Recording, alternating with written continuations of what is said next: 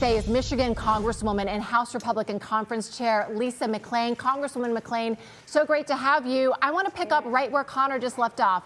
The economy expected to be really a focal point of the State of the Union. I thought it was notable, Congresswoman, that you are inviting a small business owner yourself to attend the State of the Union tonight. Tell us about your guest, why you selected him, and what he needs to hear as a small business owner from the president tonight. Yeah, well, I think it's really important for us to bring the policies to life. And Ben Hockenberry, who's from my district, who has a small business that actually hires veterans who are really transitioning back into the workforce. How are those policies affecting you? And really bridge that gap to bring the policies to life. So I'm excited to have him here. He's excited to be here, and he's extremely happy. We've kind of shopped him around today, and he's been on a bunch of media, just telling his story on how he's been able to invest in his business and the people who work for him with the Trump tax cuts. So we're excited about tonight. Congresswoman, you know, everybody wants to know what's the new idea the president's going to unveil. And I know if you know, you're probably not going to tell us, and maybe you don't know.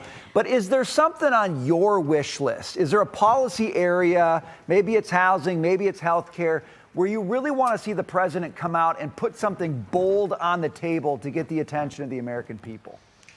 If I'm listening to the people in my district and as I travel around, it's really housing. If I look, I really hope he has some good ideas around housing. I know we've done a lot of work, and there's a housing bill that's coming to the floor. But if you ask me on the affordability crisis, we've got to do something with housing. So I'm excited to hear what he has to say about that. But if you look at all we've done to this up until this point, it's really been remarkable. We had a massive hole that we had to dig out of 9% inflation, and we're doing that. And I will remind everybody, if it wasn't for Donald Trump and the Republicans, every single American would have seen a massive tax increase.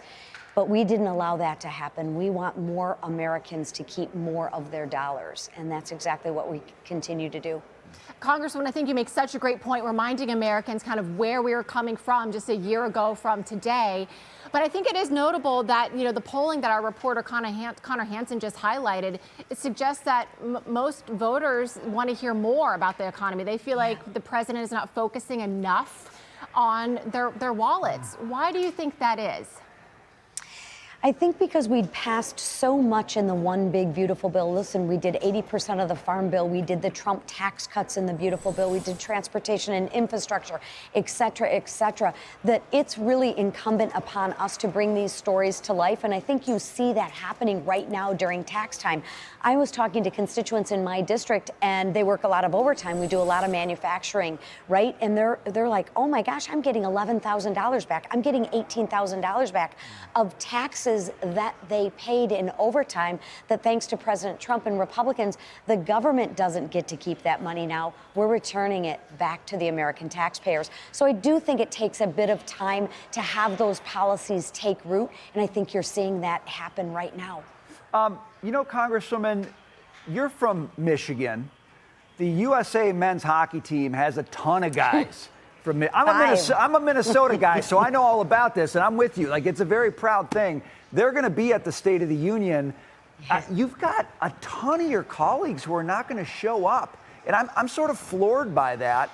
It seems to me like a bad look when there are so many people in the audience worth honoring. I don't know. Is there ever a time when a member of Congress should not attend the State of the Union? I can't think of one, but, you know, unfortunately, that's the Democrats. They have no policies. They have no issues. All they want to do is be defiant. Defiant against what? I mean, it's sad. They want to obstruct. We are honoring the men's hockey team, you know, all of the athletes, really, and the Angel families. Really, you don't want to be there to honor those guests, but that shouldn't surprise anybody. Look at what they did last year. They couldn't even stand for a little boy with cancer. So are we really surprised that, you know, 70 Democrats aren't going to be there tonight? Yeah. Yeah, that's a great point. Well, those who are there, I think, are going to enjoy a really awesome audience, Congresswoman. So we know you'll be there, and we'll be listening just as you will be for all the new ideas we hope to hear. Thank you, Chairwoman Lisa McClain. Great to see you tonight. Thank you. Enjoy the speech. Thank you.